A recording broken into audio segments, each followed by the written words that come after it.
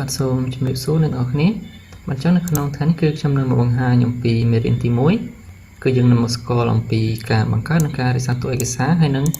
ស្គាល់អំពីឧបករណ៍មួយចំនួនដែលយើងប្រើប្រាស់បាទចឹងយើងអាចចូលទៅក្នុងកម្មវិធី Cartoon Animator បានចឹងគ្រូ search មកគឺ Cartoon Animator file មួយនេះ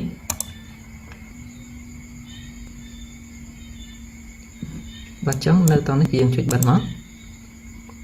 បាទចឹងយើងបើកមកគឺវាចេញកម្មវិធីបែបនេះហើយចឹងបើសិនជាយើងចង់ save ឬក៏រក្សាទុកឯកសារនេះយើងអាចចុច file ហើយចុច save project as នេះមកចឹងយើងអាចដាក់ទីតាំងណាមួយបាន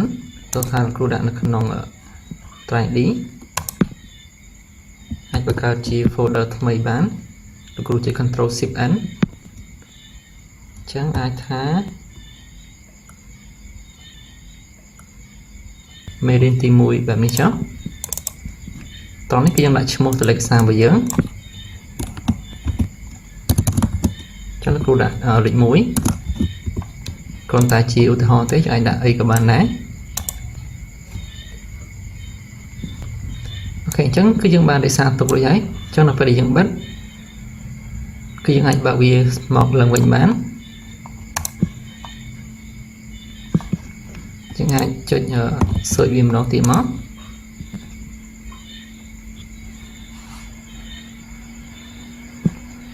អូខេអញ្ចឹងយើងអាចចូលទៅក្នុង file ហើយយើង open design នេះមកគឺបាញ់មិញនេះឬក៏យើងចូលទៅកាន់ទីតាំងដែលយើងបាន save ទុកអញ្ចឹងគឺនៅក្នុង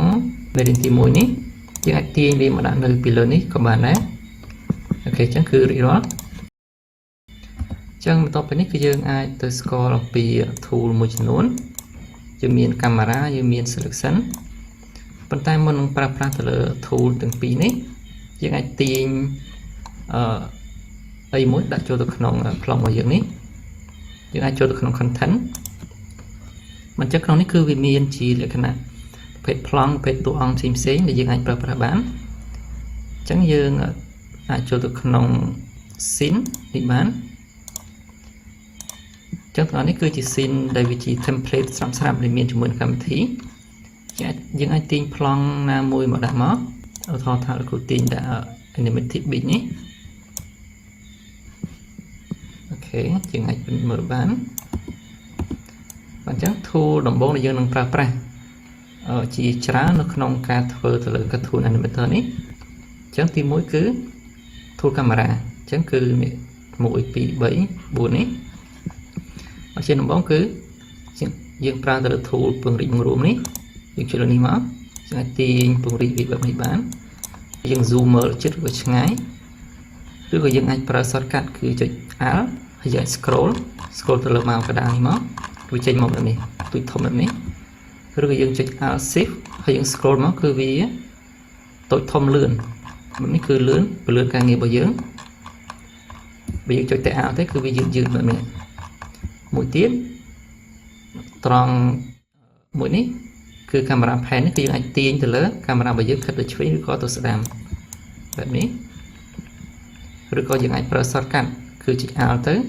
ហើយយើងចុចមកឆ្វេងហើយយើងទាញទៅឆ្វេងទៅស្ដាំលើឬក៏ក្រោមមកគឺយើងអាចខិតទៅកាន់ទីតាំងផ្សេងៗបានហើយអូខេឯ tool មួយនេះកាមេរ៉ា rotate នេះគឺយើងអត់សូវប្រើទេនេះគឺយើងមិនជាប្រើទេទៅលើចំណុចនេះអូខេតោះនេះគឺយើងប្រើប្រាស់ដើម្បីទាញទៅកាន់ទីតាំងណាមួយឬក៏ព្រិចព្រមទៅកាន់ទីតាំងណាមួយឯចំណុចកាមេរ៉ានេះគឺយើងប្រើតែនៅពេលដែលយើងចាប់ផ្ដើម record ទៅលើចលនាកាមេរ៉ាឧទាហរណ៍ថានៅត្រង់នេះនៅពេលយើងដាក់នៅត្រង់ខាងមុខនេះនៅពេលយើងពង្រីកទៅលោកគ្រូចុច Alt Shift ហើយ scroll បែបនេះនៅចំណុចនេះគឺលោកគ្រូទាញទៅចំណុចចាប់ផ្ដើមវិញបាទដើម្បីយើងអាចចុច play មើលទៅលើវីដេអូនេះបានគឺយើងអាចចុចទៅលើ space bar ឬក៏យើងអាចចុចទៅត្រង់សញ្ញា triangle នេះបាទអញ្ចឹងយើងចុច space ទៅយើងអាចពិនិត្យមើលទៅលើចលនានេះបានអញ្ចឹងគឺវានឹងចាប់ record ទៅលើកាមេរ៉ារបស់យើងមកបែបនេះ ចឹងនៅតនេះគឺយើងប្រើតែនៅពេលដែលយើងចាប់ផ្ដើម render វាចេញទៅក្រៅគឺយើងនិយាយចលនាកាមេរ៉ាវាប៉ុន្តែនៅពេលដែលយើងកំពុងតែធ្វើគឺយើងអត់ទាន់បើកវាទេយើងអាចចុចបិទវាម្ដងទៀតបានបែបនេះបាទហើយមួយទៀត tool selection គឺមួយនេះគឺយើងប្រើជាចាំបាច់ដែរយើងចុចលើវាមកអញ្ចឹងគឺយើងប្រើវាដើម្បីចុចទៅលើ object ណាមួយយើងចុចលើវាយើងអាចទាញទៅឆ្វេងទៅស្ដាំបានបែបនេះ